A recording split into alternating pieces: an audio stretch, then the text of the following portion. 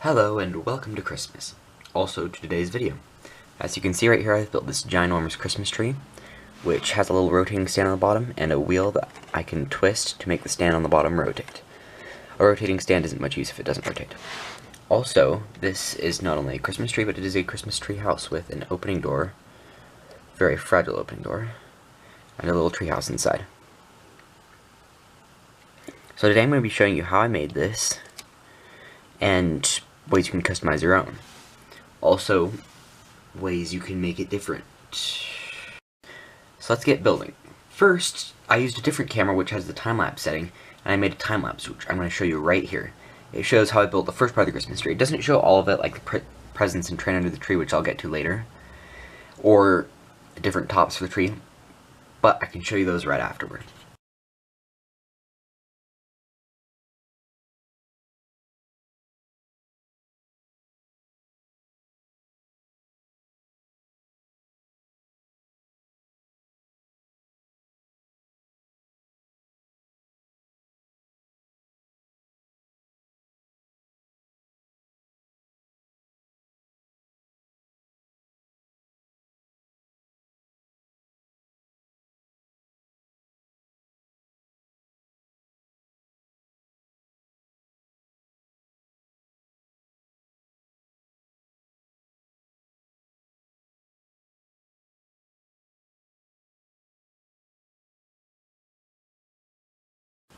So some special things about this Christmas tree.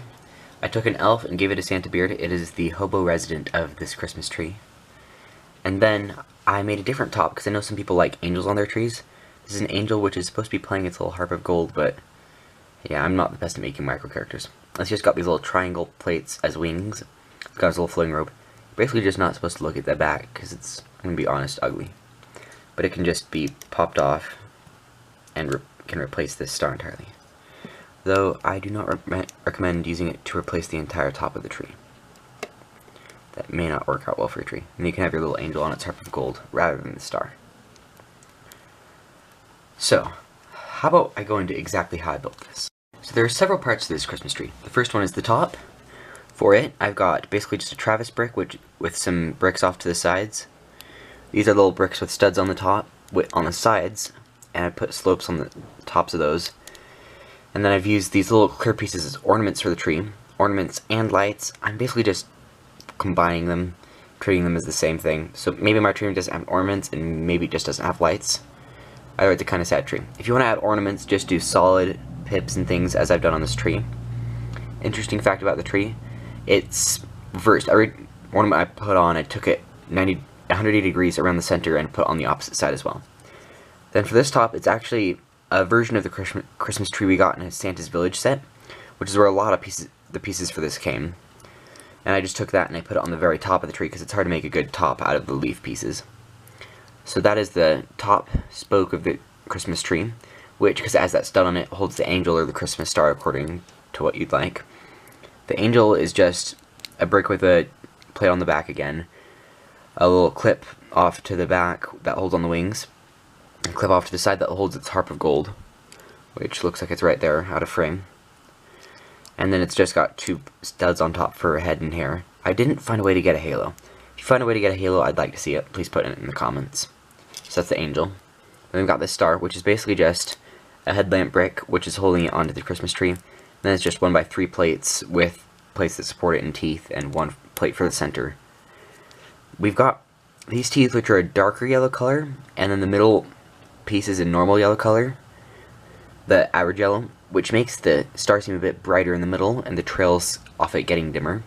So I like the star design, though it's not my favorite star design. If you prefer one-piece star pieces, there's some like glowing things. I got one from a Mixel set, a bit unusual, and I don't think it would make the best star, but I can't come up with any better ideas for one.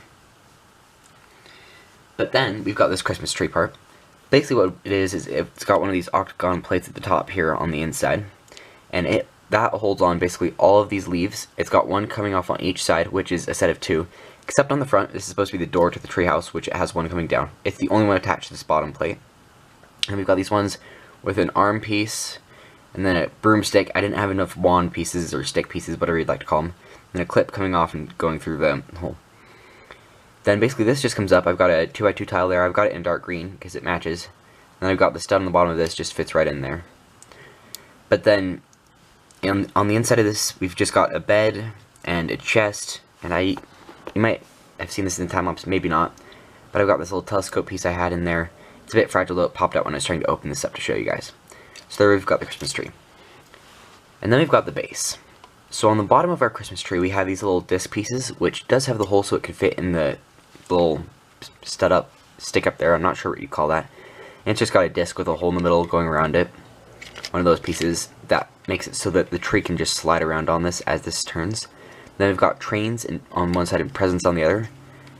If I could avoid having the presents turn and just have the train go around, I would like that more, but I haven't come up with a way to do that. That works in the area that I've got. If you guys come up with one, I'd love to see it as well. Then on the bottom, I've got a little extension brick piece for Technic that just plugs into a hole in the middle. I think it actually plugs in there.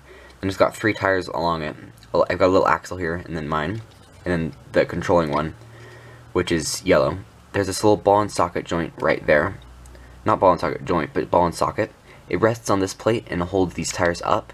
I made a version of this last year, and it had a hard time keeping traction with this thing, so you'd go and it would go pause while the motor would keep going. And then it would keep on going for a while and then pause a bit more, and it was a bit stoppy and jittery.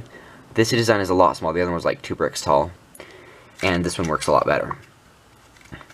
So one thing that I like to do is I put a base plate on here for sturdiness, and then I'm not going to clip that on all the way right now, and then I like to attach a motor up to it. This is probably one of my crazier ideas, and it makes it go way too fast, but this is something I enjoy. Yeah, that's probably faster than it should be going. Last year I had it hooked up so it went at a reasonably slow speed, but then the motor didn't control it so well. Maybe next year I'm going to combine it so I've got the gear system and the wheels, but I can't come up with a way to combine the gear system in that height.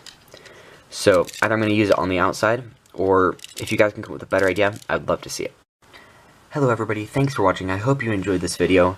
Please let me know in the comments if you enjoyed the time-lapse or the model. And if you have any ideas on what I should do next, please let me know. I'd love to hear feedback from you guys. So far I've only got 4 comments at the time I'm making this video. So if I could get some more, I'd appreciate that. If you don't feel like writing a comment, that's okay. I don't like writing comments either. I don't like writing in general. But yes, I hope you enjoyed the video. I hope you build your own Christmas tree, and I hope you have a fun Christmas. Merry Christmas, and I'll see you next video.